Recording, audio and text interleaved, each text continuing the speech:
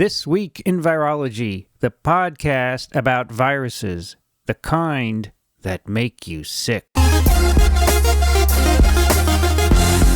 From Microbe TV, this is TWiV, This Week in Virology, episode 1189, recorded on January 24, 2025. I'm Vincent Racaniello, and you're listening to the podcast all about viruses. Joining me today from Madison, New Jersey, Brianne Barker. Hi, it's great to be here. It's currently sunny, and it's 30 Fahrenheit, which is much warmer than it has been. And it's going to stay that way for a little while. Yeah, it's like a few days. Right now it's 0 here, but like next week, -5°C, -11, -15, -8. It's ridiculous. Mm-hmm. It's not getting above freezing for a while.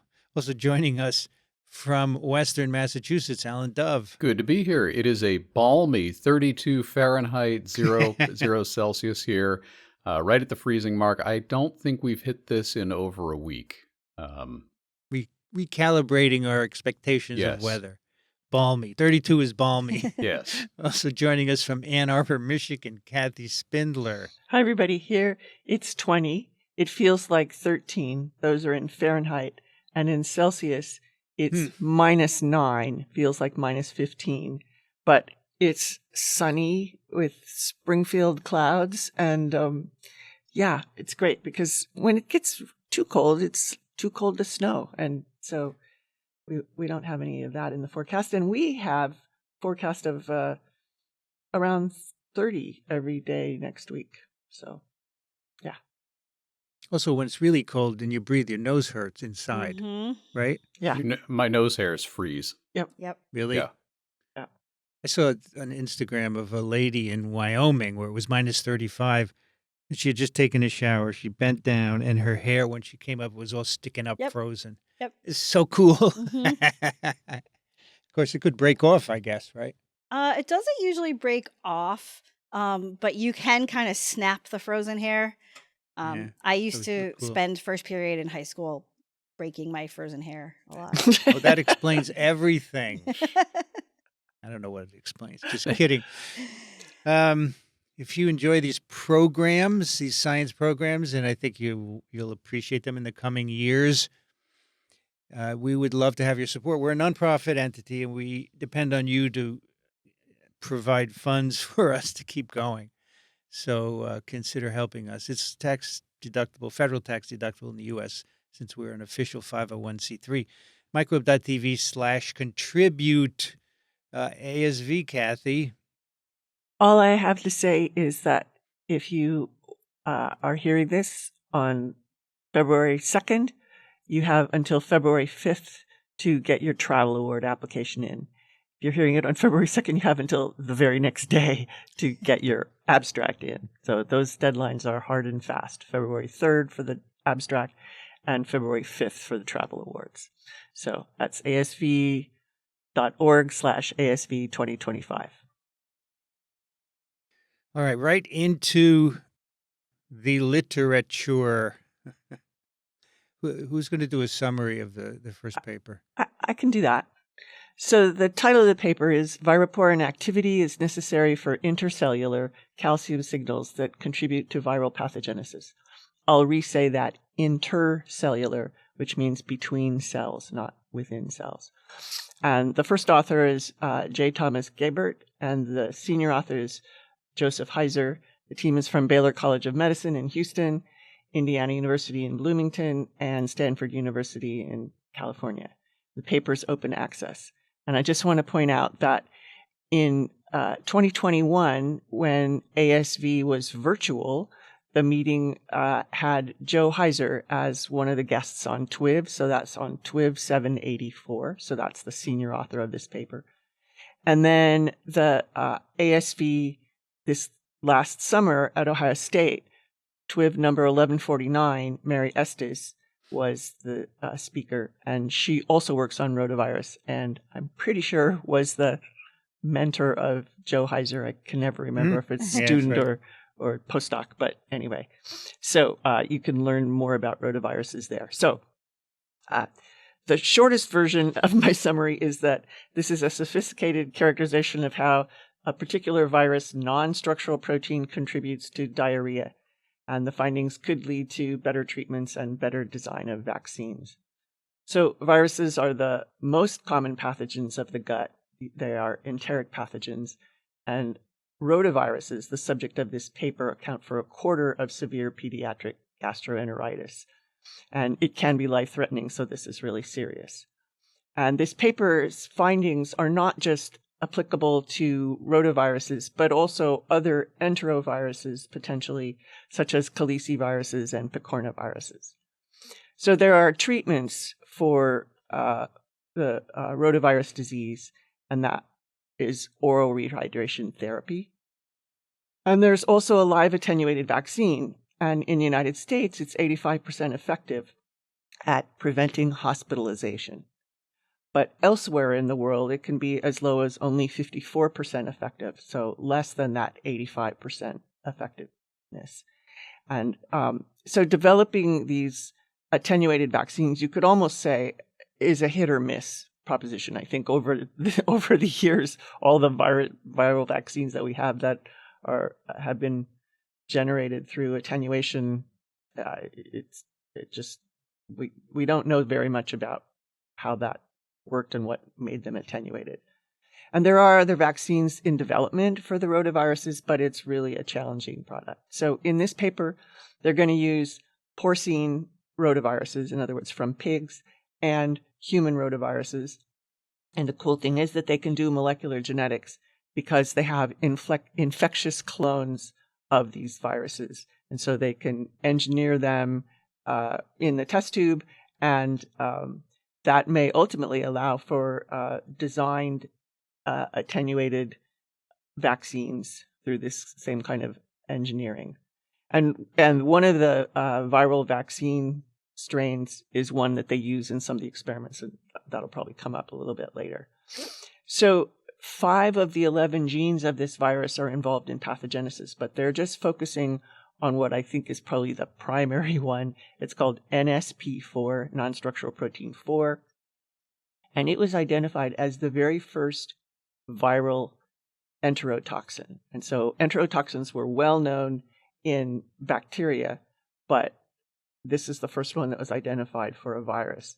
And what that means is that when this protein is purified and you put it just as the pure protein into cells, no other viral proteins, it can cause diarrhea. So that's how it's an enterotoxin.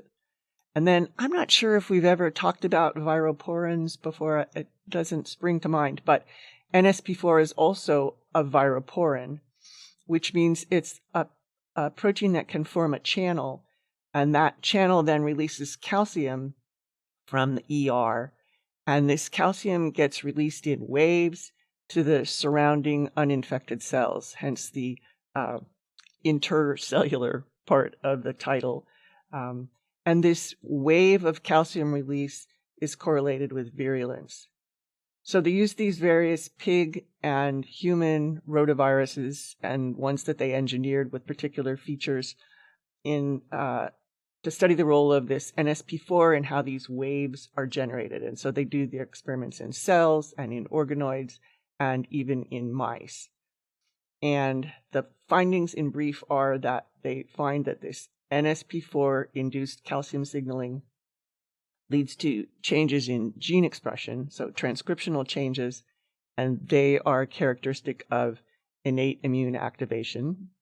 You can see Brienne's eyes lighting up there.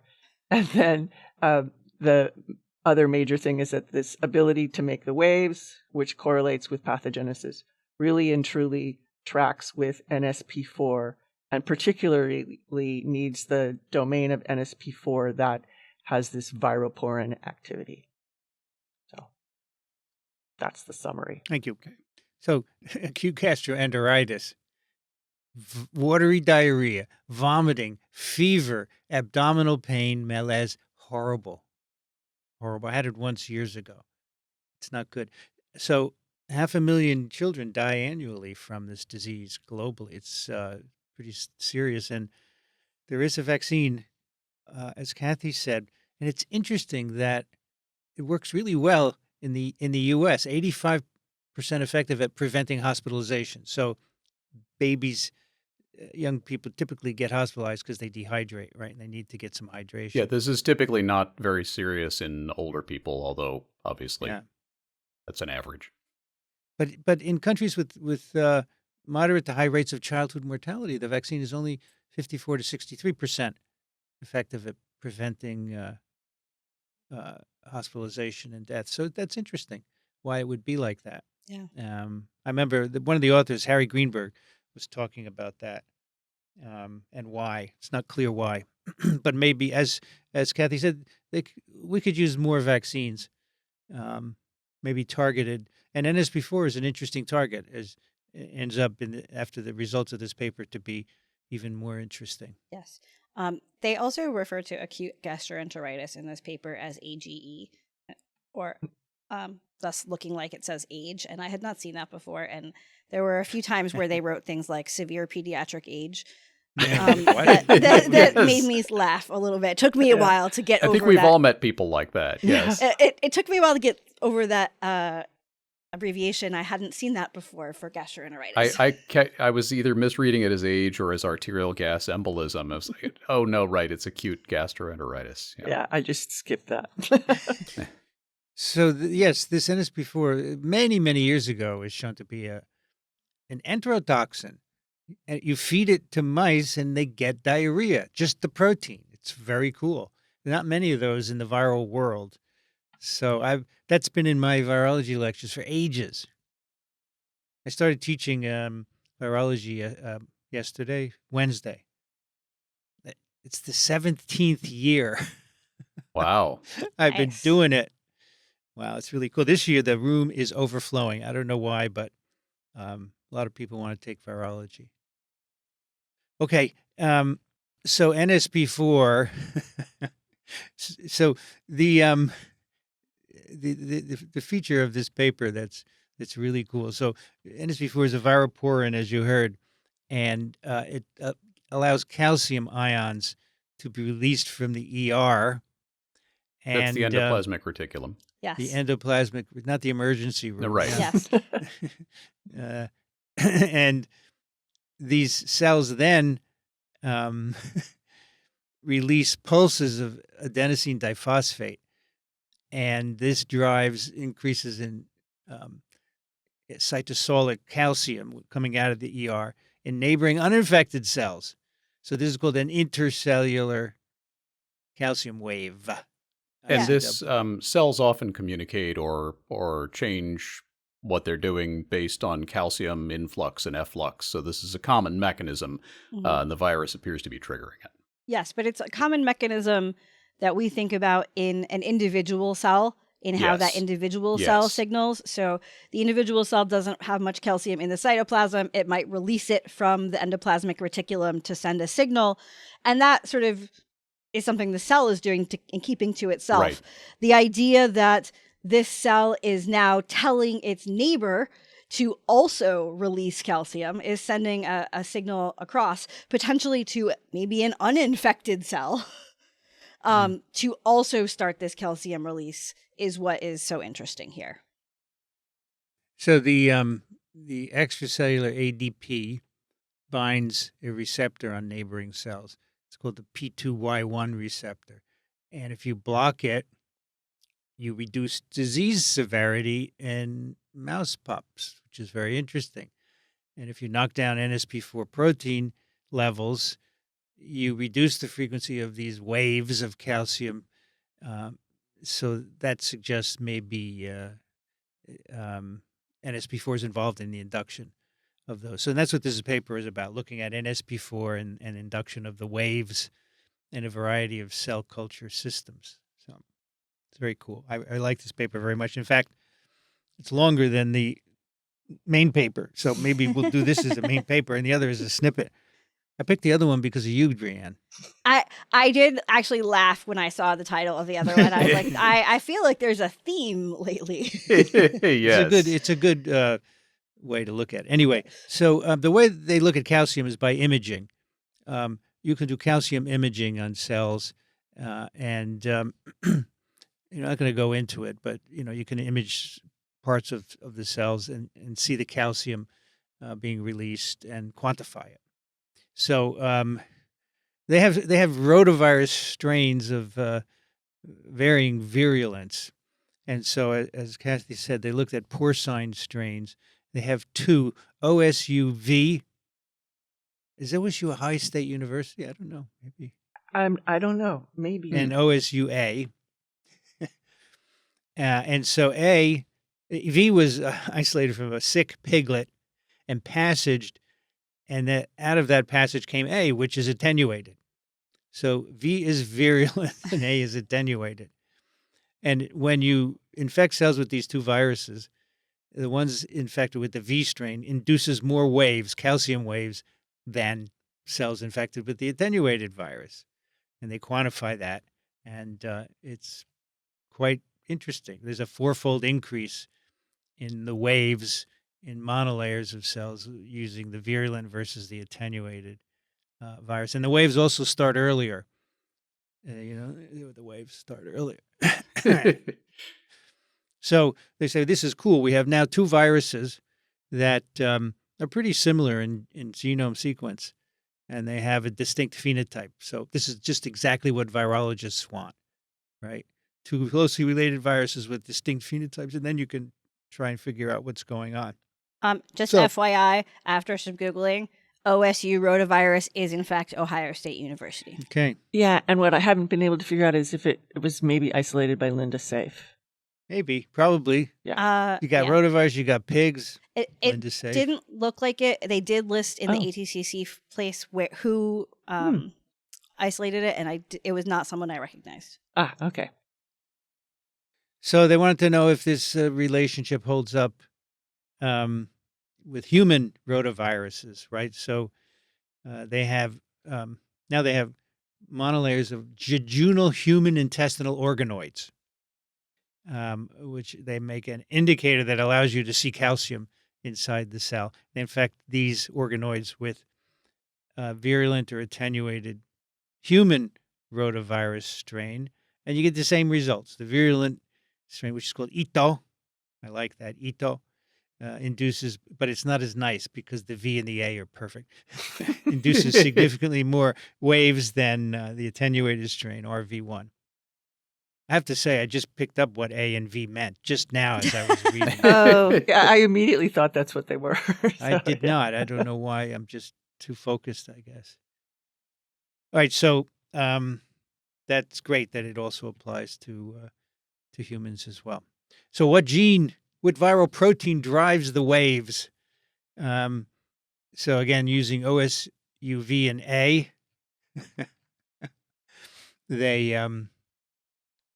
had previously found that if you knock down NSP4, you reduce the number of waves that occur during infection. So why not look at NSP4, right?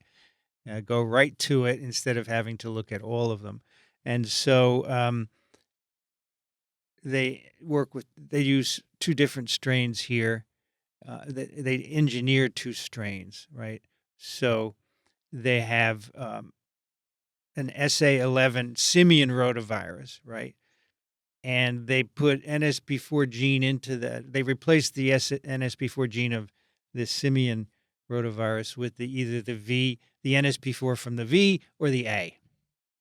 And there are 3 amino acids that differ in NSP4 between the V and the A, OSUV and OSUA. So that's really nice. So, you don't have to worry about too many things.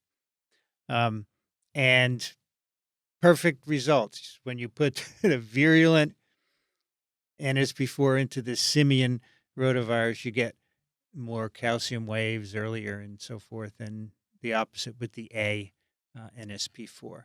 So this is a very nice experiment. It says all you need is NSP4 to get this phenotype. And in fact, later we're going to see, they're going to do this experiment with just the protein. You're going to get waves, so you can do everything, right? So what part of NSP4 does this? Because there's a viroporin part, right? And then there are other parts as well. So the two NSP4s, again, from V and A, differ only at 3 amino acids. And there's going to be a quiz on this. Positions 49, 139, 38, and 172. And so they changed each single amino acid in the V versus A viruses. And only the 172 amino acid change was enough to give you the ICW phenotype.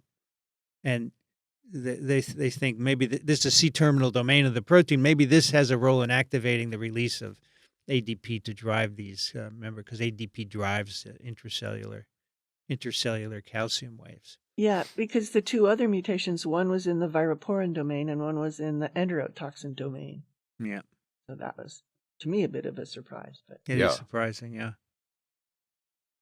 They have some other rotavirus strains that don't make waves. Actually, so they want to make sure that this wave phenotype doesn't have anything to do with virus reproduction, and there's no difference, because that's important to make sure that you're just not reducing virus. It's not reproduction. just having a hard time replicating. Yeah. Yeah. And also these viruses that they have made in this set of experiments, they all make the same amount of NSP4 protein because they can quantify that in infected cells. Then finally, they want to know if there's any differences in the trafficking or cellular localization of NSP4 between the V and the A variants. So 4 is made in the ER. It's then stuck in the ER membrane, and then it makes a channel that conducts calcium out of the ER lumen into the cytoplasm, endoplasmic reticulum. And so they do a series of experiments to look at localization and trafficking. And they basically, there's no association with levels of the protein, nothing in trafficking or localization. So had to be done, but it's a negative result. Then they want to look at calcium signaling, and they notice that the virus that induces the waves has more marked calcium dysregulation compared to other strains. They have these intracellular calcium spikes that they can see, and those are more intense in the virulent, the V virus. And because we're talking about spikes in viruses, maybe it's important to point out these spikes are what we're talking about, curves on a graph. They're like, like spiky pulses. Curves on a graph. Yes. And they took out this ADP receptor just to make sure that wasn't on the same cell causing the spikes, right? When ATP is released and binds the same cell that's infected. And you still get this difference in spikes. So they conclude that there's P2 ADP receptor independent calcium signaling, which it goes with the virulent versus attenuated virus. In other words, it's not a matter of ADP going back and binding to the same cell. So in the infected cell is infected with the virus, the NSP4 seems to be leading to this calcium change. Yeah. It's not going through ADP in that original infected cell. So then they said, let's see if NSP4 is enough to do it without rotavirus, right? Because remember the experiment in mice, they fed NSP4 to mice, they got diarrhea. But they say, there's a lot of NSP4 made, so we need to use a vector. And they decide to use an adeno-associated virus vector. And they put the gene for NSP4 in it. And so you can produce the NSP4 from a wild-type SA11 virus and also from the OSUV and OSUA viruses. And just like you would expect, the NSP4 induces these calcium waves, and they're more extensive in the VNSP4 compared to the A. So these waves are caused by NSP4. It's quite clear. Now, NSP4 is also a viroporin, right? Well, it is. That's what lets calcium out of the ER. It makes a pore, which is called a viroporin, in the endoplasmic reticulum. And so they make a mutant virus, which basically blocks NSP4 viroporin activity. It doesn't make a channel anymore. And they can't make a virus with this, maybe because you need those channels for replication. But they can deliver the protein, right? I think that's how they did it with, with their adeno-associated virus vectors. And you need viroporin activity to make waves. It's cool. Make waves. Make waves, yes. Yes. So when you change the protein, so it's no longer a pore, you can't make waves. So there you go. A lot of potential titles here we're spewing out. They also got NSP4 from. So we know that porcine and simian rotaviruses make waves in cells. What about human? So they tried that. They put the gene for NSP4 in an adeno-associated virus vector and put it into from that, and that gene was from a human rotavirus, and in fact, it induces waves. So this is a conserved feature of NSP4 across species, right? Simian, porcine, and human, they all make waves. They all make waves. All right, and then they had told us in the introduction that NSP4 changes, and this calcium signaling affects transcriptional regulation. In other words, the kinds of mRNAs that are made, right? And so, I mean, this is in the cells where the wave is happening, and there's no virus yet. So there are transcriptional changes induced by these calcium waves, which is really interesting. So they just put NSP4 protein into cells by the ASV vector, and then they do bulk RNA sequencing before and after to see what genes are changed.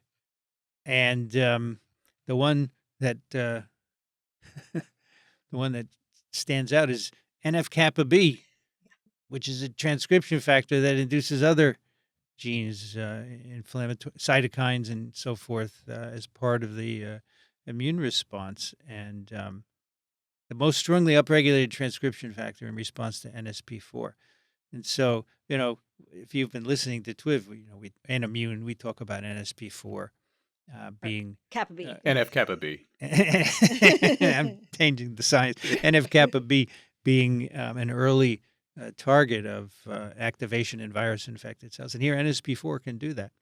And it's just interesting because it could be a defense, right, against infection, or it could be something that is useful. I don't know that they know. They don't. When I looked at the data here, and I was looking at the graph, I was like, NF-kappa B, NF-kappa B, NF-kappa B, NF-kappa B. So it's a pretty obvious signal, and lots of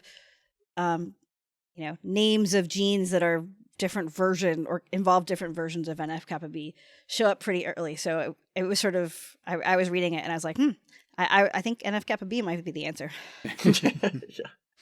Yeah, well, the answer to what? Life, the universe, and everything. Exactly. And it could be both a cellular defense and useful to the virus. Yes, it could be both. Yep. There's no need to be one or the other. Yeah. So also they look in human intestinal organoids, because they've been looking in mostly monolayer cells so far. I like the way they say the MA104 cells. I think those are cow cells that are often used for rotavirus studies. They say MA104 are valuable, but they are neither human nor intestinal. It's perfect, right? It says it all right there. So they use human intestinal organoids, and they put these different rotavirus strains in them, and they get waves in these organoids, and the virulent virus makes more waves. The other thing they do here, which is cool, this one of the ways that NSP4 works, if you put it in the intestine, is it causes fluid imbalance, and that causes the consequence is diarrhea, right? Mhm.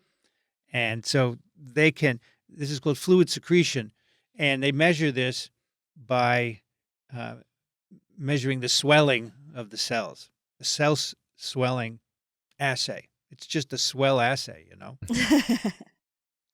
So they measure the cross-sectional area of the cells in response to the two viruses, and the virulent OSUV makes cells swell more than OSUA. So this, again, suggesting that NSP4 is involved in increasing fluid secretion from Yeah, cells. and you can see this difference in size of the cells pretty clearly in the figure. They Yeah. are definitely embiggened.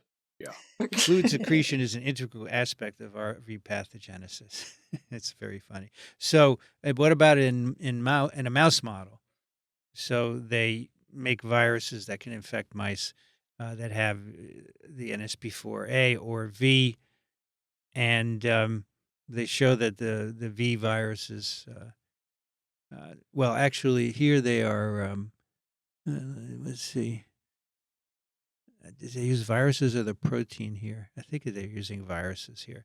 So the V was associated with a higher frequency of intracellular waves compared to A, and they also did swelling assays in intestinal organoids, jejunal murine intestinal organoids infected with one of these two viruses, and they have a larger cross-sectional increase than the A virus. And then this is very good. They determined the diarrhea dose 50. You've heard of lethal dose 50 or paralytic dose Tissue 50. culture infectious dose 50. But diarrhea dose, I've never Diarrhea heard dose. I that. haven't Oh. heard of that either. I can remember the first meeting where I heard it. It was a regional virology meeting, and someone was talking about the DD50, the diarrheal dose 50, and everyone in my lab was like, trying not to, because they knew what an LD50 was, and it just, Sure. yeah. Massive virus that causes half of the animals to get diarrhea. Yep. Right? Yep. And so And it doesn't mean like the back half of the animals gets diarrhea. It means half of the population of animals gets Right. diarrhea. I am definitely using this when I next explain LD50. Yes. So anyway, the V viruses have a greater propensity to cause diarrhea. They call it a left-shifted diarrhea dose curve, consistent with a higher propensity to cause disease, and that's due to 3 amino acid changes in NSP4. That's pretty cool. And those are the data. So we have NSP4 causing waves of calcium that go to another cell, and they're inducing RNA, and the big one is NF-kappa B. And then there are also the two strains that differ in the ability to induce waves of calcium differ in their pathogenesis. More waves, more pathogenesis, more diarrhea, more cell swelling. And this is probably, as Kathy said, a feature of other viruses too that have viroporins in them as well. But, many, many questions here, right? So first, how does calcium coming out of the ER do this? How does it release these ADP-driven signals that cause the waves? That's very interesting, right? And how often I'm kind of wonder. I think about calcium signaling in lots of other settings as well, and so how is that regulated? Like, does all calcium induce this ADP thing, or how is it sort of specific in this case? Yeah, I'm Brianne, as you said, this is normally something that we think of as an intracellular mechanism. You release calcium from the ER, and thus and such happens inside the cell. This notion that can cause it to signal its neighbor to do the same, is that a general cellular mechanism that shows up in non-pathogenic situations, or is this something that's novel to Exactly the virus? Yeah. So I also mentioned some other viruses that mess with calcium. SARS-CoV has a protein called E, which conducts calcium, and apparently activates an innate immune response and contributes to virulence. And they say we're going to find out if the E protein alone is enough to induce waves. That should be a cool experiment. And SARS-CoV-2 can activate pannexin 1 channel, which conduct purines like ADP and instigate intercellular waves as well. So lots of other examples. And this is something that you could use. I mean, they mentioned the possibility of intervening with antivirals that would stop the calcium wave, but also the possibility of focusing on this as a characteristic to modify to attenuate viruses for vaccines. Yeah, that makes a lot of sense. Yep. Use NSP4 as a target. I think if you take it out, it doesn't replicate it at all, but you can modify You can protein. modify it, which is Cool. OSUA. Yeah. Let's hope we can do these experiments in the future. We need to do them. It's very important. Yes, because Okay. I would prefer not to have rotavirus. I mean, I know I'm not a pediatric patient, but still, no. Yeah. Well, and, parents who've experienced diaper blowouts, this is not, even if the kid stays healthy, it's not something you want to have happening.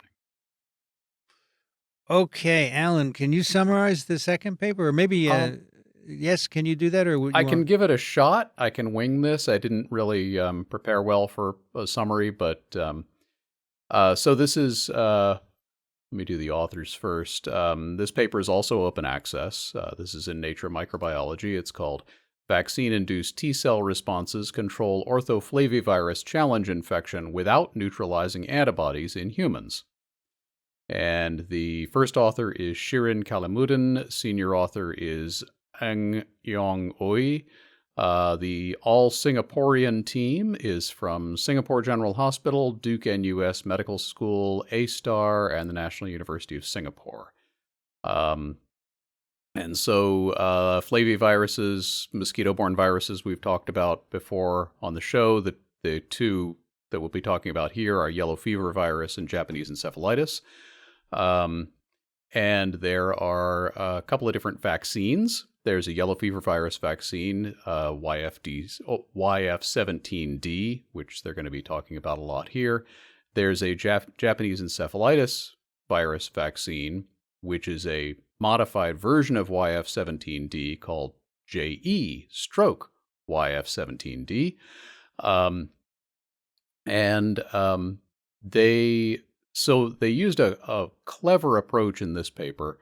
It is a challenge infection, but they're not infecting people with straight up flavivirus. You don't infect volunteers with yellow fever virus. I don't think that gets past the IRB.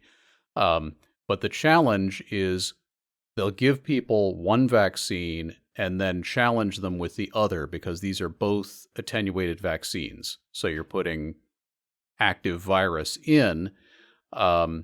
And the reason they're doing this is because previous work has shown differences in the immune response between these two vaccines and also similarities. The T-cell response seems to be the same between the two, and the antibody response seems to be different, right, Brian? So the yellow fever vaccine, YF17D, is a live attenuated. Both of these vaccines are live attenuated. And it's a pretty sort of famous vaccine in immunology because it works really, really, really, really well to be protective against yellow fever. And as a result, when people have tried to make vaccines against other flaviviruses, like Japanese encephalitis virus, they have decided to take this awesome vaccine, YF17D, and just modify parts of it instead of trying to reinvent the wheel. And so they will do is they will take the yellow fever virus and just make some modifications to insert portions of the other flavivirus, in this case, Japanese encephalitis. And so what they've done in the JE vaccine is they've basically taken out the parts of the yellow fever virus that induce antibody responses, and they've grafted in the corresponding parts of Japanese encephalitis. And so now the JE vaccine will make antibodies against JE, while the yellow fever vaccine makes antibodies against yellow fever. But because the backbone is the same backbone, just with the JE part antibody epitopes grafted onto it. The two vaccines are actually both making the identical T cell response. Which sets up this experiment that they're going to do, which is conceptually simple but very clever. Give people YF17D, wait for it to kick in, then give them JE YF17D, and take another group of volunteers and reverse the order of the vaccines and see what kind of responses are protective against, did you protect them against the second vaccine? So the challenge is the second vaccine. And what they find is, Brianne, do you want to summarize? I was sorry to jump in on you. That's all right. But basically they're trying to separate, is it the antibody response that's important or is it the T cell response that's important? Because they can use these things that will give the same T cells but different antibodies. And so they find that the T cell response is particularly important for control, not the antibody response. So even if you use the vaccine that doesn't give you the right antibody response, but it does give you the T cell response, the T cells are enough to be protective. Yes. And as Alan correctly mentions, because this one did get me when I was reading the paper, they're using the different vaccines here as their challenge. And so they're basically looking for how much did the second vaccine replicate in the patient based on RNA levels. That's what their challenge is. They don't use yellow fever virus or JE virus. And it took me an embarrassingly long amount of time to wrap my head around that. Yes, same thing. I was like, wait, so when's the challenge? What's the, oh wait, they're looking at the vaccine. Of course, you couldn't challenge people with JEV. You can't, right. And no, when I saw the title, I was like, you did what? And the vaccine, but using the vaccine viruses is perfect. That's really perfect. Nice. So it's a really clever approach. And it shows that the T cell response is the critical part. In fact, they've got volunteers who have what they call sterilizing immunity against the second vaccine with just their T cell response. It's amazing. And the importance of that, obviously, is if we can make vaccines against other viruses that generate T cell responses that robust, then we could have, many more vaccines that work this way, and that'd be awesome. At least for this kind of virus, right? Yes. Orthrflavivirus. So, but that could especially be really important in thinking about something like dengue. Yeah. Yes. Where the antibody response can be pathologic. And so if we could focus on this kind of T cell response, then maybe we can get better protection in some of those dengue vaccines. So really this paper is about what we've been talking about for years, correlates of protection, right? Yes. What protects you, antibodies or T cells or both? And they say, I like how they wrote it. They said conventionally the assessment of COPS, we had an episode with COP in the title, has focused almost exclusively on antibodies, even though there's a lot of evidence that T cells are important. In fact, the yellow fever vaccine success has been in part thought to be because of T cells.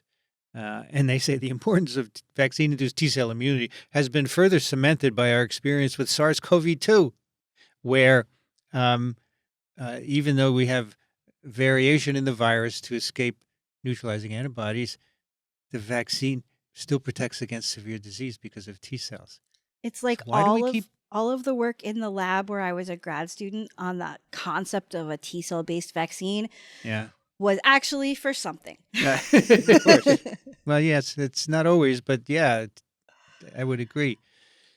So that's why they did this experiment, this very nicely designed experiment. So it's a double-blind, randomized clinical trial with 2 licensed live attenuated flavivirus vaccines, as you have heard. So the 17D, by the way, which was made in 1937 by Max Tyler at Rockefeller University, by passing the virulent yellow fever many, many times, over hundreds of times in, I think, chick embryos until it was attenuated.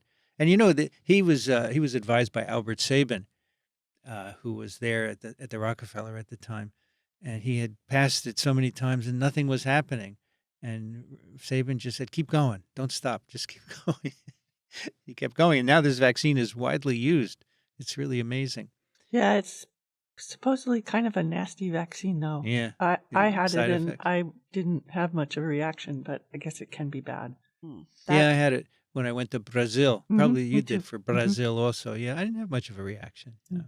Well, I have not had it, so I can't speak to that, but I can tell you any time you read about it in the immunology vaccine literature, the frequency with which it is listed as the gold standard of vaccines is pretty high. I think you have to get it before you're 60 because I was pretty close to that age. And one of the people said, "Oh, you're so lucky you're getting this now because, if you waited 6 months, you'd be over 60 and you couldn't get it." So, yeah. I'll have to So- plan my travel accordingly. Exactly. So we have yellow fever virus vaccine, which when you immunize is going to make T cells and antibodies. The antibodies that are made do not cross-react with Japanese encephalitis virus. So that's the key here. And it's been previously shown that, so then you can separate antibodies from T cells. Right. So that's the idea. And the design is, so by the way, the JEYF 17D, they removed the two structural proteins of yellow fever and replaced them with Japanese encephalitis virus. The rest of the genome is exactly the same. And so they have 34 dengue seronegative healthy adults. They don't want anybody who's been infected with dengue to mess up the story, right? We don't want any antibodies or T cells to dengue involved here. No. And so they get either JE17D or 17D on day 0, and then they're challenged with the other vaccine virus on day 28. And this is done in Singapore, and where dengue is endemic, and that's why they want dengue seronegative people. So they checked everybody, and if you had antibodies to dengue, you couldn't participate in the study. Okay, so what are they looking for? They look for viral RNA in the plasma, which they call RNA-emia, which is good. I'm glad they don't call it viral load. Maybe they listened to TWiV. So they measure plasma viral RNA by RT-PCR after vaccination, right? And then they're going to measure it again after challenge. And then they also measure antibodies, both binding and neutralizing antibodies, both times. And the RNA-emia is measured on days 4, 7, 10, and 14 after vaccination. They find RNA in 88% and 94% of the vaccinees with either virus. Okay, so, and that's the way it should be. It's an infectious attenuated virus, so you should have RNA in the blood. And by day 10 and 14, the 17D and the JE and the 17D are negative for viral RNA in the blood. So it goes away after a while.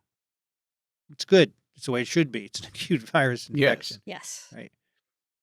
And then they look at neutralizing antibodies by a plaque reduction neutralization test. All the vaccinees seroconverted by day 28. They have antibodies to their virus, although the antibodies to YF is higher than JE. Everything is better with YF than JE. I sense that the JE has got some fitness problem associated with it. Yeah, because it wasn't made in nature, right? It's not perfect.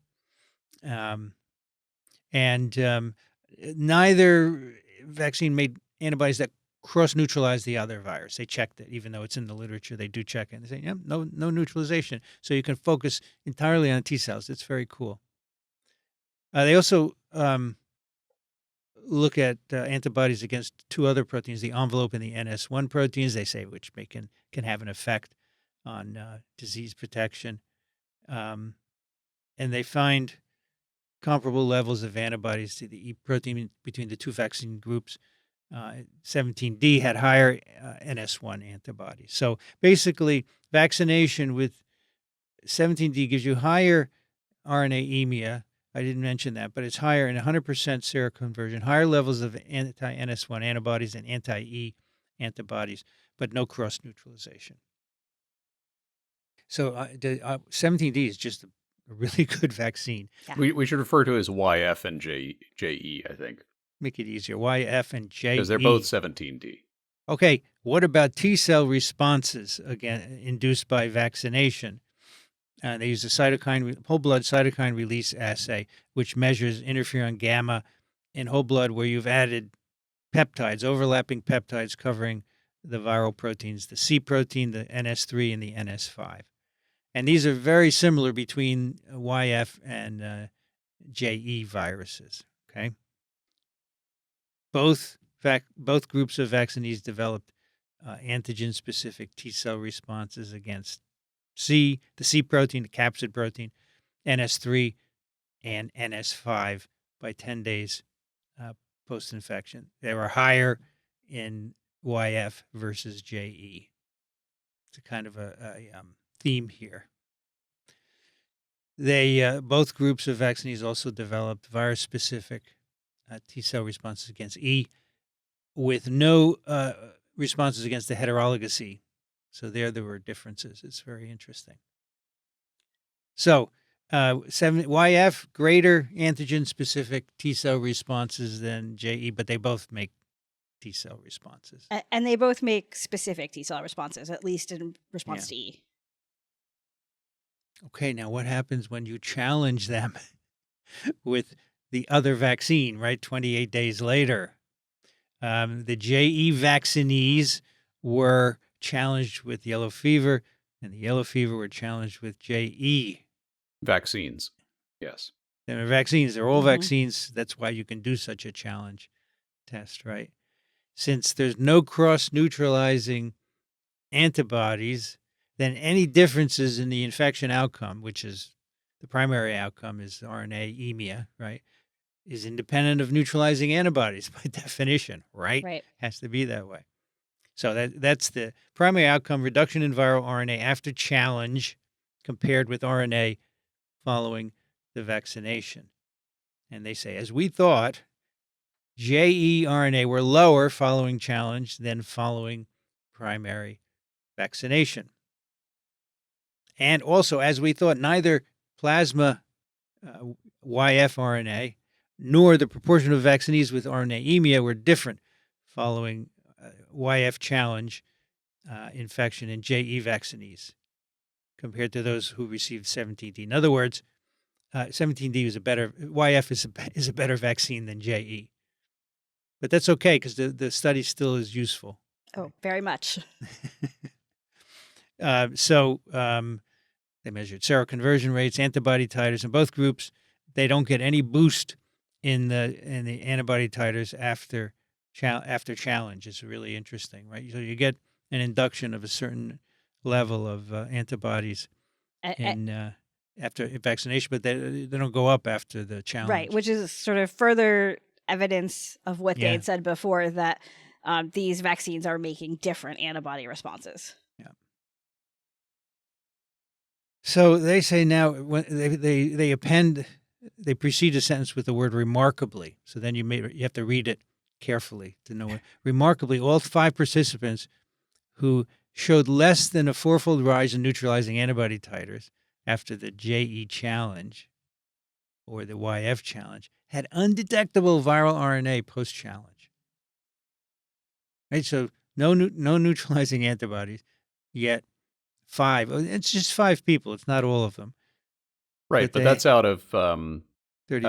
15 or 15 or something, because it's so half. they couldn't detect any RNA in these individuals, which, we always say vaccines don't prevent infection. So I don't know what to make of this. I'm not going to revise my mantra yet. This is it's a situation where they got the vaccine and then a few weeks later they got the exposure. So right. Yeah. I think it is completely consistent with a statement of vaccines don't always protect against infection. Yeah. Or even don't generally, Sure. or they're certainly not intended maybe it's to. Specific, but clearly in the absence of neutralizing antibodies, you can have a huge impact on infection with the challenge, right? Yeah, and that's actually pretty interesting in immunology, that I think some people had said, well, a T-cell based vaccine wouldn't be sterilizing, and no, it can be, perhaps. It can be. In this case. Yeah. So they say the primary endpoint was met in the YF vaccinees, where immunity from vaccination reduced the extent of JE infection to the point of undetectable RNA emia in the absence of seroconversion. So that one arm of the experiment gave you all the data that you really needed, right? Okay, so we know that YF vaccination gives you viral control after challenge. So they say, can we look afterwards and try and see what part of the immune response is responsible for this, right? Because we can't assume it's T cells just because there's no antibodies. So they looked at gene expression on the day of challenge and 1 day afterwards, and they find no differences in innate immune responses in the groups, and so they think that's not responsible for viral control. They also look for antibody association, and they find that it's not driven. Control is not driven by antibodies, in particular NS1 or E cross-reactive antibodies, because there are none. Right? But they say the magnitude of the T cell response against C protein correlates with the viral RNA, negatively with the RNA levels. Higher T cell responses to C, lower RNA in general in the blood. So that's C, but there wasn't an association with T cell responses to NS3 and NS5, interestingly. So it's mainly it's the capsid protein that's driving this. Also, they said, could we, after we have all this data, look at the magnitude of T cell responses and predict what the RNA-emia would be? And they said, yeah, we can do this. It's very clear. The magnitude of the T cell response against C is higher in vaccinees with lower RNA. So it's very clear. In fact, some of the people they felt nothing, right? A lot of people had side effects from the vaccine and from the challenge. And these individuals where they had really good control of RNA, they felt nothing. It's really cool. Which, I mean, all of this is really cool for a couple of reasons.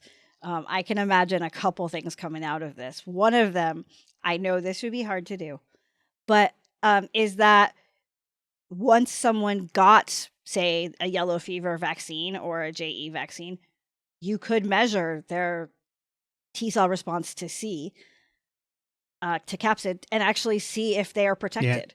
Yeah. And so you could use these sort of statistical data they have with this correlation to say, okay, if you have this amount of C reactive T cells, you're protected. If not, maybe you need another dose or something like that. And so you could use this clinically to look at protection. Again, we don't look at T cell numbers very frequently in patients clinically because it can be tricky technologically. But the other thing it makes me wonder about is particularly, yes, yellow fever 17D is the gold standard vaccine. But as Kathy mentions, it also has some downsides. There are some people who have some pretty bad effects. What would happen if you used an mRNA vaccine against C?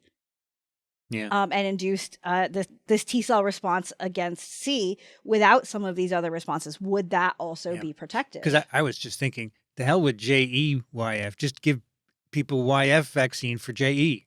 Yeah. Also very true. But, and in fact, this study, they point out in the discussion that the JE vaccine was performing so poorly that they actually terminated the trial after the interim analysis because ethically, you're going to challenge people who got this inferior vaccine with the attenuated, and you gave them this vaccine, and maybe they don't have immunity to the thing you vaccinated them against. So they stopped the study. It's just like another vaccine boost, though, right? It is, but I could see where the IRB might say, "Hey, you gave people something that's not working." Yeah, but if you could sort of change the side effect profile by making those changes, like a C mRNA vaccine, that could be great. Yeah, so it depends what the C mRNA vaccine does. If it assembles into a virus-like structure, that would be fine, because that's what you have here in these viruses, right? By the way, they did figure out the amount of T cell response that correlates with protection in terms of the interferon gamma response in the blood, right? So they said, based on their receiver operating characteristic analysis, right, 38.8 picograms per mil of interferon gamma in the blood was able to differentiate between vaccinees with detectable and non-detectable post-challenge RNA-emia. So that's cool. You could measure interferon gamma Yeah, in the blood, say, you need a booster. exactly. That's very cool. All right, so that's the story. It's very interesting. For these viruses anyway, T cells are very effective at controlling infection.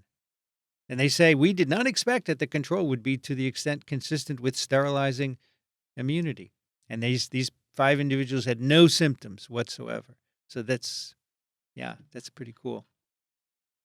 So I went off on a tangent, kind of like Rich sometimes does, because I was really curious about the orthrflavivirus term.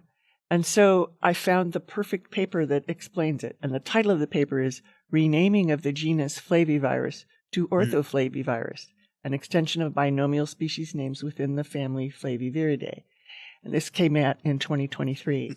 And the senior author of the paper is, can you guess? Is Jens. Yes. And so basically, there's the family name that ends in the Latin AE, Flaviviridae. And within that family, if I have it correct, there are at least 4 genera. And one of the genera, the genus name is Flavivirus. And so the idea is that it's considered that the vernacular terms flaviviral, flavivirus, etc., could, under some circumstances, be ambiguous as to whether you're talking about the family or that one genus within the family. And then there's other genera, the Hepaces, the Peggies, and the Pestes. But anyway, that's the explanation. So now we're calling them orthoflaviviruses, and that's the genus name. Thank you, Jens. Yes. And Jens also has written to us a couple times lately, and one of them was pretty recent. And so you might remember that we commented on the fact that the author list the names were in Chinese, and we hadn't seen that before. And he said, well, in our taxonomic update articles, we've been doing this since 2021. And then he cites a Crimean Congo hemorrhagic fever virus epidemiology paper that they published in 2023. And all throughout this paper, there's stuff in Cyrillic, there's stuff in the Chinese characters. And so I can't imagine how he did this, but he said he, quote, did have fun doing all of this and figuring out the scripts and how to type them. So that's Jens for you. But anyway, that's the explanation of orthoflaviviruses. Yeah, he said, obviously you don't read this journal. Well, yeah, I don't. When I saw orthoflavi, I said, that's Jens. Yeah. Anyway, so that's a very cool analysis. And we recently did another paper by Ang. I can't remember. Well, we did one on immune earlier this week that was also about non-neutralizing antibodies and Crimean Congo hemorrhagic fever virus. And I know that I talked about non-neutralizing antibodies in this sort of year in review. Yep. Yeah, and that one was involving TRIM21 and intracellular antibodies. Yeah. So I don't cool. remember what else we did of his, but we did one other on TWiV recently. Very nice stuff. Okay, 2 cool papers. Good time for a few emails. And I'm going to ask Alan to take that first one. Okay. The long one, yes. Yeah. Jeff writes, I got started with your podcast during COVID. Really great. Enjoy it very much. The TWiV team does an excellent job explaining virology and biology in terms that those of us without degrees in the field can understand. I also appreciate your taking on the misinformation out there. Do please remember when your guests use terms of art to either ask or clarify for those of us who are learning. You often do, but sometimes not.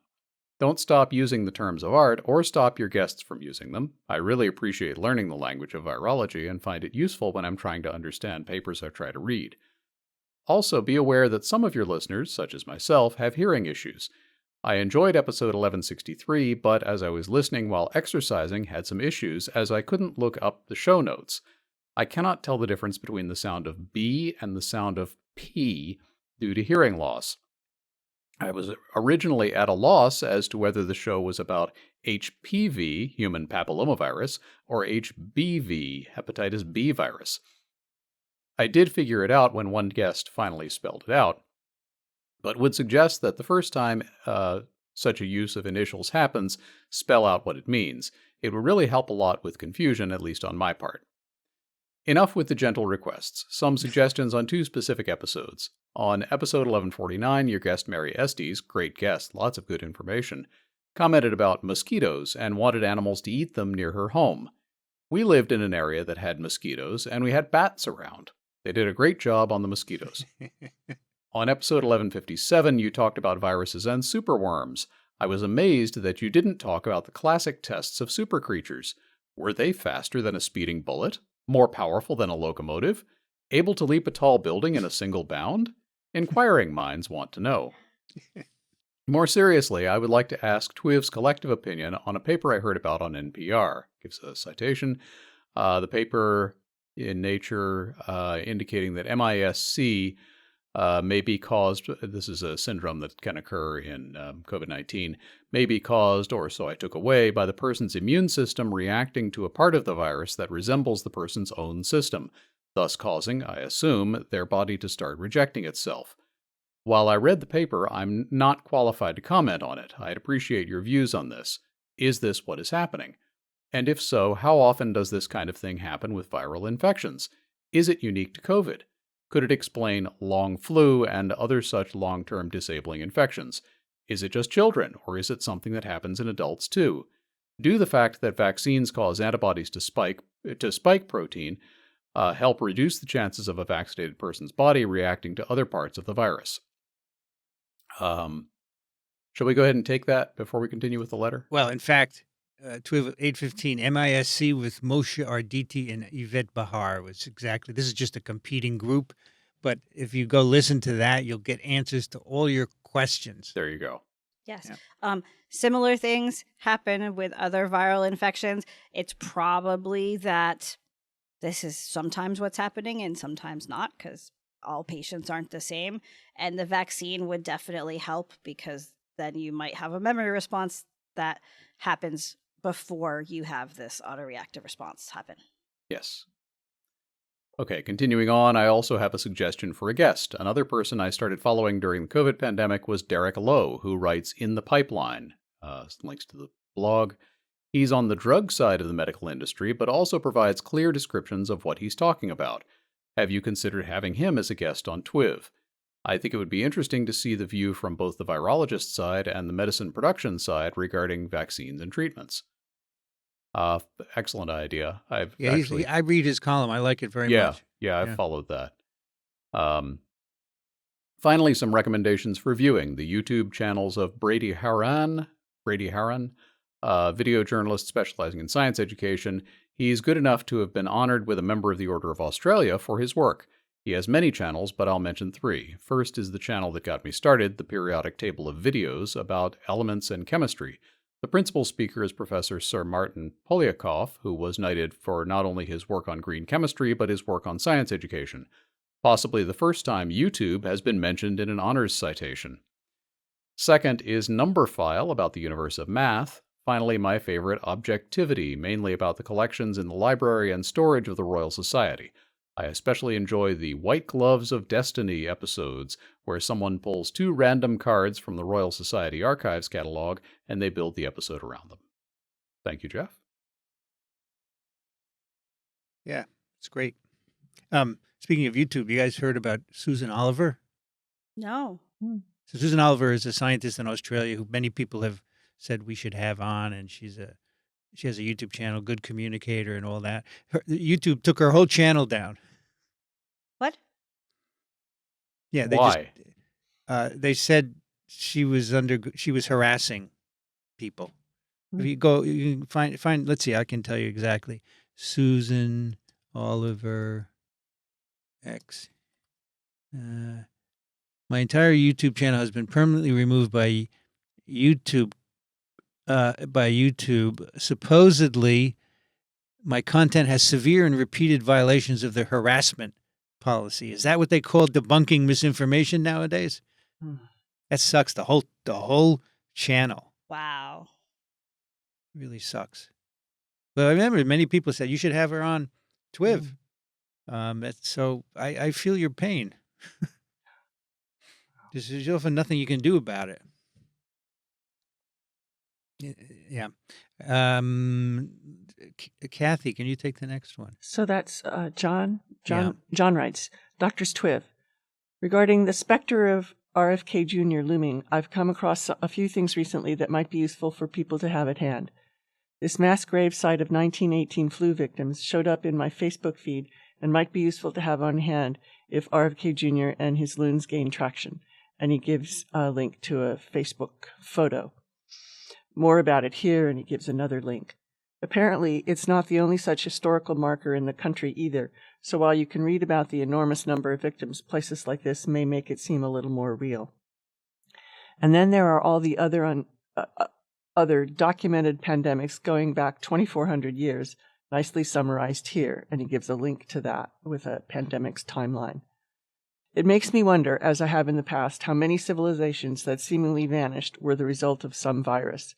Did the more purebred Neanderthals go out that way? And nota bene to... KJ? Is that maybe RFK Jr. again? Yeah. Yeah, maybe. Until some point in the 1900s, everything everyone ate was organic. Otherwise, since several of you are in Jersey, I suppose you saw in the Washington Post that Jersey is way low in percent of water supplies that are fluoridated, only 16%. How is that possible? And gives a link. Related to that, I got curious why stannous fluoride is used in toothpaste. What's so special about the tin ion? I figured that it must be sparingly soluble as a preventive versus overloading, but it turns out that the stannous ions have antibacterial activity, and so it's good against periodontal disease and gingivitis. Who knew? My colleague in infectious diseases didn't. I haven't asked my dentist yet. And now that we're post-solstice, Greater Braddock is trending milder, even with some sunlight today. Tomorrow gets even a bit warmer, up to 50, and 60 in a couple days after that, before crashing back on New Year's. Best wishes, John. New Year's. Oh my gosh. Yeah. Well, Sold. it's better than Halloween, right? Because I'm thinking, what is he talking about? 50, 60? Those are historical events. Yeah. So New Jersey, yeah. So many years ago, New Jersey, I just decided they didn't want fluoride. So a bunch of legislation was, and that's why we have 16% now. It's crazy, but you'll find crazies everywhere. Go figure. It works. There's no problem with it. Right, Alan? As far as I know. But this has been going. I mean, this is a manufactureversy that goes back decades, and in fact, it's one of the gags in Dr. Strangelove. Remind me. The crazy general who starts World War III. Yeah, he has this wonderful monologue that he's delivering to the visiting British officer who's horrified at what's going on, and he's explaining that there's this commie conspiracy to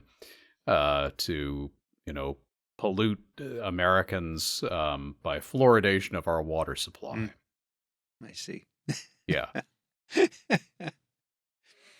Okay, Brienne, you're the last one. All right. Tobias writes, Hi, TWiV. Love the podcast. I've been listening to you since the first year of my bachelor's in 2020, and you have, in part, inspired me to pursue a career in virology.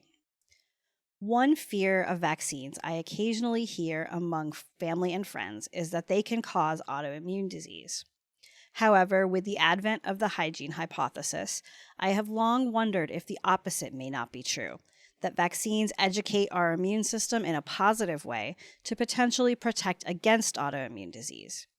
What evidence is there for vaccines causing or protecting against autoimmune disease? And Tobias is a master's student at the University of Copenhagen. Really great question, Tobias. I probably don't have enough time to give you all of the immunology behind this. looks like Vincent has really helpfully put in 2 awesome links. One from CHOP about vaccines and autoimmune diseases, which is the Children's Hospital of Philadelphia in Pennsylvania. And one a PubMed article looking at vaccine-related autoimmune diseases. What I would tell you, Tobias, is that there are certain situations where there's a linkage between vaccine and certain disease states, like GBS, where your immune system may be overreacting in response to an antigen.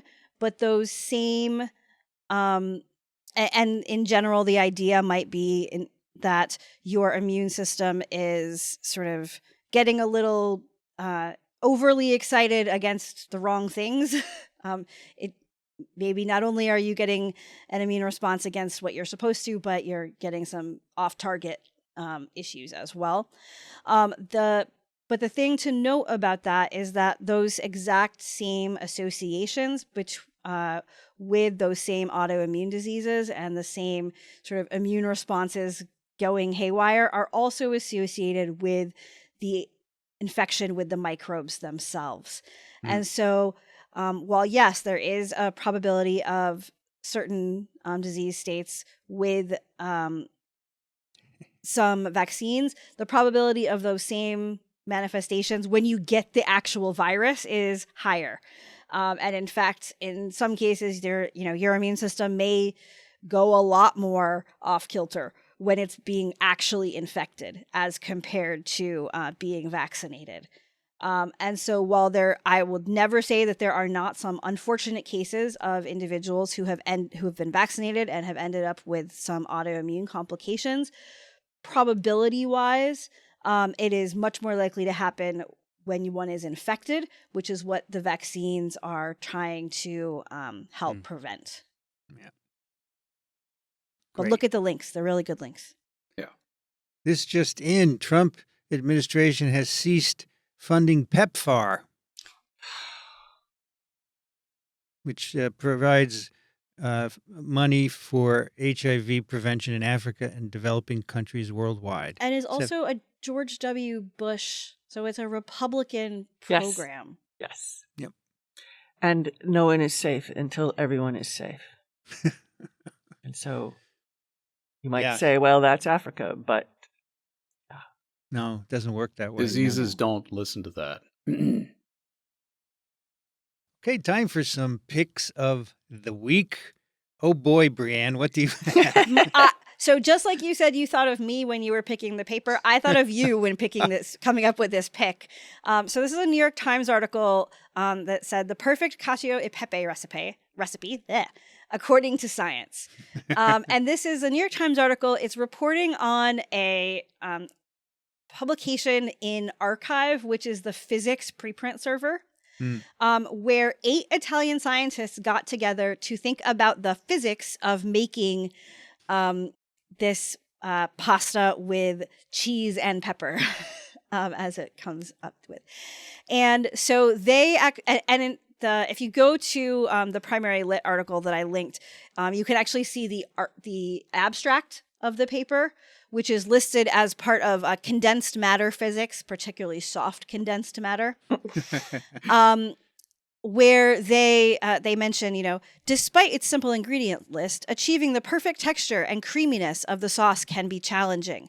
In this study, we systematically explore the phase behavior, focusing on its stability at increasing temperatures for various proportions of cheese water and starch. And they find that adding some cornstarch actually really helps. They note that it is the starch concentration below 1% leads to the formation of system-wide clumps, and so you need extra starch. And the last sentence of their abstract is, finally, we present a scientifically optimized recipe based on our findings, enabling a consistently flawless execution of this classic dish. And so while many Italians, and I will leave this to Vincent, might find it heretical to add some cornstarch when making their cheese and pepper sauce of their pasta. According to and they actually say in the New York Times article that they hoped that having 8 Italian scientists would be enough to say that it was going to be okay, even though it was against sort of the classic Italian tradition in making this pasta. I thought that this was a great use of science. I was very excited to read about it. Cool. It's very cool. And I found it a lot of fun. They introduced the term mozzarella phase. Yes, they talk about mozzarella phase. And at some point, they also mention, I'm trying to find it, that none of our samples were wasted. For one of the biophysicists. Our friends came by to say hi and see how it was going, and they helped us eat all the samples. I wonder if the starch changes the taste at all or the consistency, right? Because that would be the bad thing. They said it changes the consistency to get a perfect consistency, but doesn't change the taste, is what they've said. So it is a challenge to make this. You can get it all clumpy if you don't do it perfect. But it can be done, and one might argue that learning how to do it properly is part of the art, right? That is very true. I sense a coming schism in Italian cooking. The starchers and the non-starchers. It's a very interesting situation. So I don't know if you remember, but a long time ago, I picked a YouTube channel called Pasta Grammar. It's a guy and his partner who talk about how to do Italian cooking. And one of the things they said is, when you serve pasta, you should never have meatballs on the plate. The meatballs should be in a separate dish on the table, and people can take them as they wish. But you don't put them, stuff like that. It's full of, so there's all kinds of do's and don'ts. Oh, so they probably hate this article. I should send it to them and see what they think. But I imagine there'll be a lot of gesticulating. It's hard to make. I don't know it's very hard to make cacio e pepe. And I mean, if this encourages more people, it's fine. Yes. But I think it's kind of cool to try and figure out the right way to do it, right? Yeah. Well, if you notice, they even have pictures of how they were doing the experiment in the New York Times article. It just seems kind of fun. It's very funny. Love it. It's funny that 2 weeks ago in the live stream, someone asked me what my favorite food was. I said, of course, pasta. And they said, well, what kind? I said, spaghetti with red sauce. And then first someone said, you're from New Jersey and you call it sauce, not gravy? So, yeah, I never liked gravy as a word. My grandmother used to call it gravy, but it's sauce. And then someone said, what about cacio e pepe? And I said, well, that would be a close second. Yeah, that's really good. If you make it right, it's great. It's wonderful. Yeah. So just go to a restaurant and order it. That's a good way to get it. Because if it's not right, send it back. Cool. Kathy, what do you have for us? This video from Science, absolutely insane. It's describing dragonflies' extreme loop-de-loops that are unparalleled in nature. So it's this 31-second video accompanied by this little article showing how dragonflies do these quick aerial maneuvers, and it's a slowed down video that's just amazing, and it's evidently for them to cool down. And this picture is worth 10,000 words, so I really don't have much else to say. Just go look at the video. It's awesome. It's really awesome. Cool. Mm-hmm. Alan, what do you have for us? I have a book pick by Caleb Carr. Many people are familiar with his best-selling novels, The Alienist. There was a sequel to that, The Angel of Mercy, I think it was. He had a couple of other very good ones. Surrender, New York was excellent. Anyway, he was also a military historian. Died actually just last year or year before. This is nonfiction. This is it's called My Beloved Monster, and it is a book about his cat. Now, before you laugh, this is not one of those books that claims to have been dictated by the cat or some silly thing like that. It is a memoir that he has structured around his extraordinary relationship with this shelter cat that he adopted late in life, who predeceased him by just a couple of years, I think.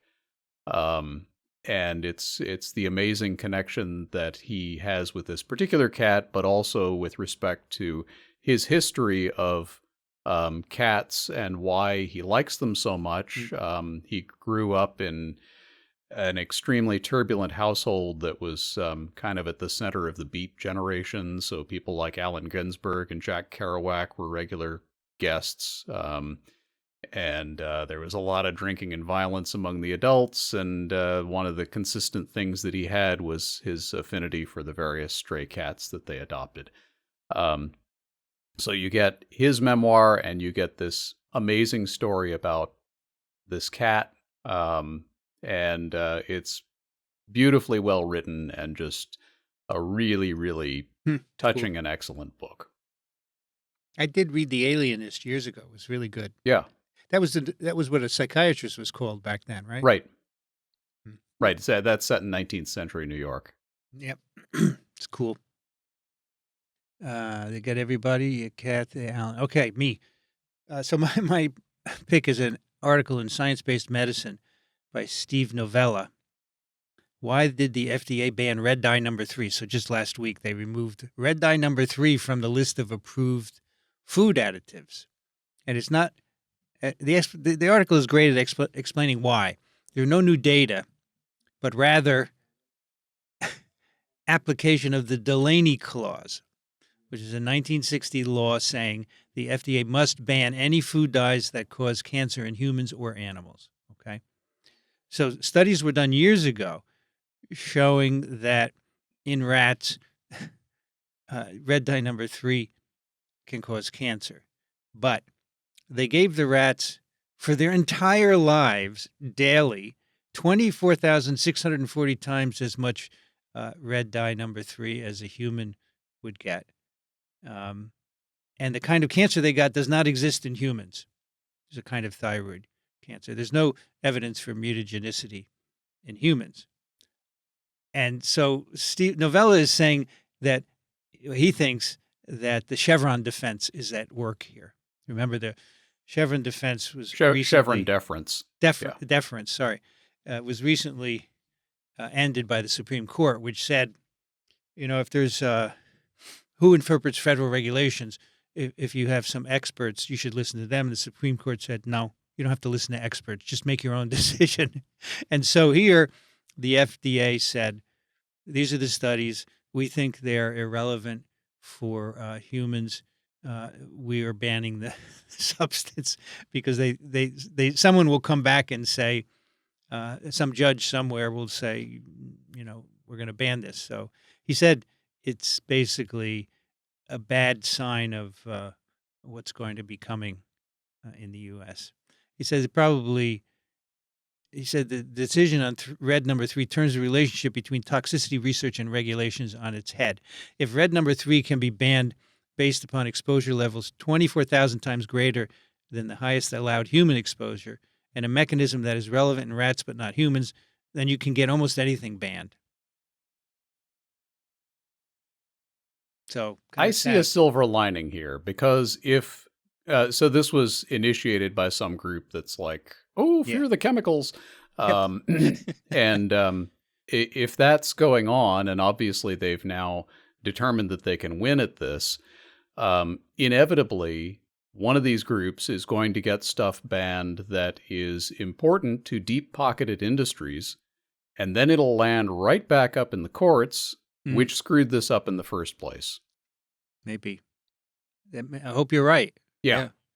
I hope this comes back to bite the Supreme Court hard, where they have to then micromanage every regulatory decision that gets, contested this way. So he writes at the end, science should dominate over politics and ideology when it comes to food safety. But that's not the world we are living in. Oh, my gosh. Yes, except you can make perfect cacio e pepe. Yes. That's cool. We have a listener pick from Anne. Hello, doctors of TWiV. I can't imagine getting 5 feet of snow in one day, but it reminded me somewhere recently, up I- north, right? You said I it, think right? this is about my parents' house. It was not in one day, it was 4 days. Yeah, it reminded me of snow piles I've seen while living in Japan, although I never saw 65-foot snow drifts as shown in the photos, which she links to. I did see 8 to 9-foot snowbanks when I went skiing in Niigata. Niigata is on the western coast of Japan. And you have to look at these pictures. Wow. It's just, they carve roads through these huge snow piles, and they're drifts also. It's not just snowfall, but I kind of would be scared to walk through them. Wow. Maybe they collapse or something, right? Aren't they cool? Yeah. Yeah. 65-foot towering, very pretty. They have must some do down- that with some giant snowblower. They must, yeah. You couldn't plow this. No. No, you can't plow it. I don't know how they do it. It's a good question. It's cut awfully straight. Or maybe Carved maybe this is a short segment of road that they actually heat Why would the sides be so straight, though? because the Yeah. snow can't accumulate on the road. Hmm. So it would just Could be. that's a theory. Anyway, thank you, Anne. That's it for TWiV 1189. You can find the show notes at microbe.tv/TWiV if you want to send us questions or comments or pics. Love to get them. TWiV@microbe.tv. And if you like what we do here on these science programs, we'd love your support. Microbe.tv/contribute. Kathy Spindler is Professor Emerita at the University of Michigan in Ann Arbor. Thank you, Kathy. Thanks. This was a lot of fun. Alan Dove is at alandove.com, turbidplaque.com. Thanks, Alan. Thank you. It's always a pleasure. Brianne Barker is at Drew University, BioProf Barker on Blue Sky. Thank you, Brianne. Thanks. I learned a lot. I'm Vincent Racaniello. You can find me on Blue Sky, not me, but Microbe TV is there. Microbe TV, no dot, on Blue Sky. Or you can come to microbe.tv, which is our own website. I'd like to thank the American Society for Virology and the American Society for Microbiology for their support of TWiV, Ronald Jenkins for the music, and Jolene Ramsey for the timestamps. So someone wrote to me the other day and said, it's insulting that you don't use her last name. It's insulting to her. I felt bad about that. I don't know why it's insulting, but now I use her last name. Jolene Ramsey for the timestamps. And also, he wanted to know more about her background. Matters Microbial. She was on one of the Mark Martin episodes. She talked all about her background. So go check that out. You've been listening to This Week in Virology. Thanks for joining us. We'll be back next week. Another TWiV is viral.